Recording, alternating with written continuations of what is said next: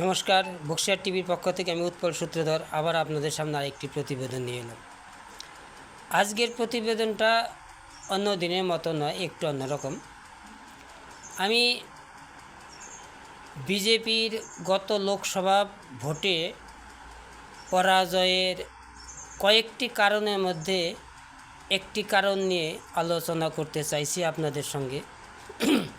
সে কারণটা হলো বিজেপির লিডারদের মধ্যে, বিশেষ করে আমার কোচবিহারে ব্যাপক অযোগ্যতা এবং কি বলবো এটাকে, কমিশনারের পরিমাণ যথেষ্ট। কমিশনার বলতে আমি পুলিশ কমিশনার এরকম নয়, এরা যারা কমিশন খায় পার্টির থেকে, আমি সেই কমিশনার বলতে চাইছি। পার্টিতে এমন অনেক নেতা আছে যারা টিএমসির চুরি করা টাকার অংশ পায়। তার একটি ধারণা আপনাদের দিতে চাইছি। গত পঞ্চায়েত নির্বাচনে বলা হয়েছিল যে কয়েকটা কমিটি গঠন করতে হবে, যারা পঞ্চায়েত নির্বাচনটা যাতে সুষ্ঠুভাবে 18-র মতো না হয় তার জন্য এরা যথাযথ ব্যবস্থা গ্রহণ করবে। একটি প্রশাসনিক কমিটি থাকবে। 2, যারা পোলিং এজেন্ট থাকবে তাদের বিশেষভাবে প্রশিক্ষণ দেওয়া। 3, যারা কাউন্টিং এজেন্ট থাকবে তাদের বিশেষভাবে প্রশিক্ষণ দেওয়া। কিন্তু বাস্তবে পোলিং এজেন্টদের ট্রেনিং বা কাউন্টিং এজেন্টদের ট্রেনিংয়ের কোনো ব্যবস্থাই এরা করেনি। কারণ আমার যেটা মনে হয় এরা সব না বললেও অন্তত বড় একটা সংখ্যক মাক্কাল বিজেপি।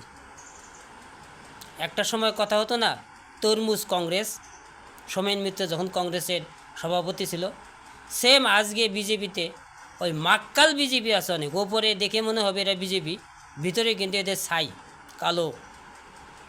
এরা শুধু লাভের জন্যে, যা করলে লাভ হবে এরা তাই করবে।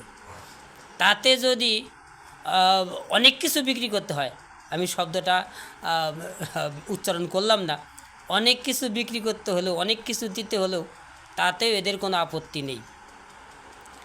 আজকে আরও দুটো উদাহরণ দিই আপনাদের।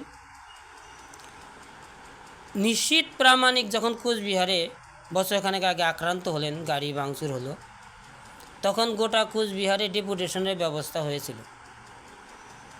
আমার কোচবিহার সদরে ডেপুটেশন হয়েছিল বিকেল 3:30।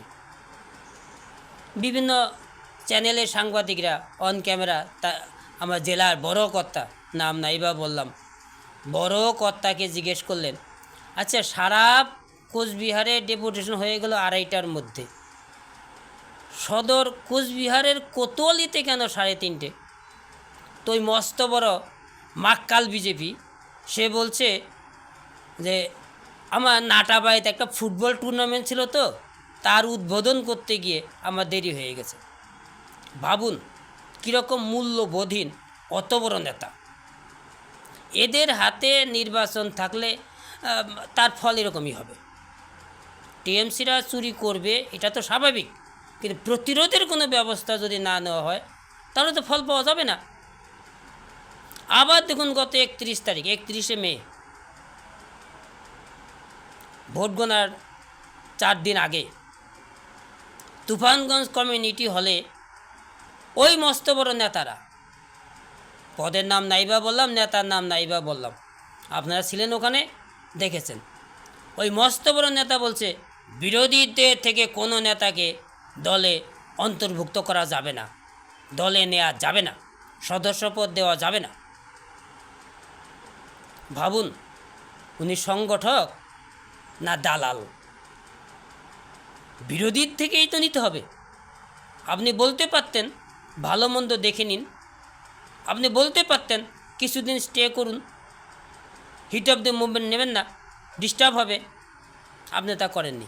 অথচ গত বিধানসভাতেও এই একই সিদ্ধান্ত ছিল। এই সিদ্ধান্তের কারণে আমরা 35,000 ভোটে তুফানগঞ্জে জেতার পরেও আমরা মার খেয়েছিলাম, আমরা মানে বিজেপি কর্মীরা।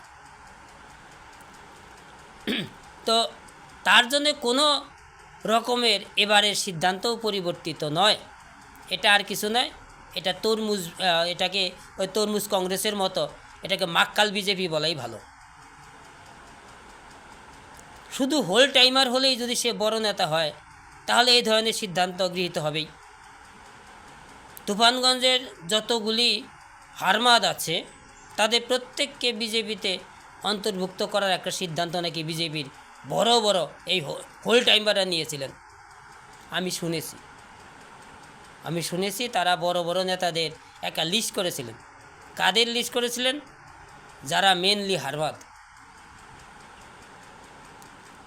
তো তরমুজ কংগ্রেসের মতো আমার দলেও এই মাক্কাল বিজেপিদের যদি না সরানো যায়, এদের বিরুদ্ধে অ্যাকশন না নেওয়া যায়, তাহলে ভালো ফল হওয়ার সম্ভাবনা সত্যিই কম। ওরা তো চুরি করবেই, তাকে ঠেকানোর ব্যবস্থা যদি না থাকে। আজকে নির্যাতন হচ্ছে, বহু কর্মীর দোকান বন্ধ করা হয়েছে, হাল বন্ধ করা হয়েছে। যাকে যেভাবে চাপ দিয়ে বিজেপির থেকে টিএমসিতে অন্তর্ভুক্ত করানো যায় করছে। পক্ষান্তরে বিজেপির এই যারা হোল টাইমার বড় বড় নেতা, তাদের কোনো হেলদোল নেই। পাচ্ছেন নাকি কিছু কমিশন?